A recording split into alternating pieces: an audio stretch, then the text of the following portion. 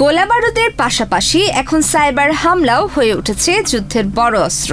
সেখানে কোনো যুদ্ধবিরতি নেই, প্রতিনিয়ত চলছে অদৃশ্য লড়াই। 2026 সালে ইসরায়েলের উপর ইরানের সাইবার হামলার পরিমাণ এক ধাক্কায় বহুগুণ বেড়ে গেছে। গত 4 মাসে ইসরায়েলি সাইবার স্পেসে প্রায় 4800 বার হামলা চালিয়েছে ইরানি হ্যাকাররা। ইসরায়েলের সাইবার নিরাপত্তা কর্তৃপক্ষ ন্যাশনাল সাইবার ডিরেক্টরেট এর মহাপরিচালক ইয়োসি কারাতি জার্মান দৈনিক ডাই ওয়েল্টকে দেওয়া এক সাক্ষাৎকারে এই বিস্ফোরক তথ্য নিশ্চিত করেছেন।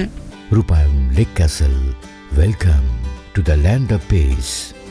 ইয়োসি কারাতি জানান, চলতি বছরের শুরুতে ইরানে যুক্তরাষ্ট্র ও ইসরায়েলের যৌথ সামরিক অভিযান শুরুর পর থেকে এই সাইবার হামলার ঝড় বইতে শুরু করেছে। ইসরায়েলি সাইবার প্রধানের তথ্য মতে ইরানি হ্যাকাররা এবার শুধু সরকারি দপ্তর নয়, বরং সাধারণ মানুষ এবং ছোট মাঝারি ব্যবসা প্রতিষ্ঠানগুলোকে টার্গেট করেছে। বিশেষ করে আইনি ও অ্যাকাউন্টিং ফার্মগুলোর মতো সহজ লক্ষ্যবস্তুতে আঘাত হানা হয়েছে। কারাদি জানান, হ্যাকারদের হাত থেকে বাঁচতে না পেরে অনেক ইসরায়েলি কোম্পানি তাদের কম্পিউটারে সংরক্ষিত প্রায় সব গুরুত্বপূর্ণ তথ্য ও ডেটা চিরতরে হারিয়ে ফেলেছে। তবে স্বস্তির বিষয় হিসেবে কারাতি উল্লেখ করেন, ইসরায়েলের বিদ্যুৎ, জ্বালানি বা মূল জাতীয় অবকাঠামোগুলো লক্ষ্য করে চালানো হামলাগুলো তারা সফলভাবে ঠেকিয়ে দিতে পেরেছেন।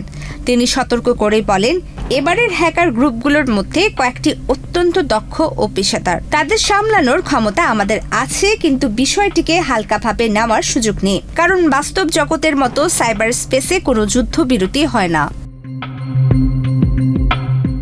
প্রতিবেদনে আরও বলা হয়, এর আগে 2025 সালের জুনে যখন ইসরায়েল এককভাবে ইরানের সামরিক অভিযান চালিয়েছিল, তখন 12 দিনের সেই যুদ্ধে ইসরায়েলি সাইবার স্পেসে 1600 বার হামলা হয়েছিল। আর এবার 2026 সালের একই সময়ে এসে হামলার সংখ্যা 3 গুণ বেড়ে 4800 ছাড়িয়ে গেছে। ইরান অবশ্য সবসময়ই অন্য দেশের উপর সাইবার হামলা চালানোর অভিযোগ অস্বীকার করে আসছে এবং উল্টো নিজেদের উপর বিদেশি সাইবার হামলার অভিযোগ তুলে থাকে। প্রমিতি কিবরা ইসলাম, বাংলাদেশ প্রতিদিন।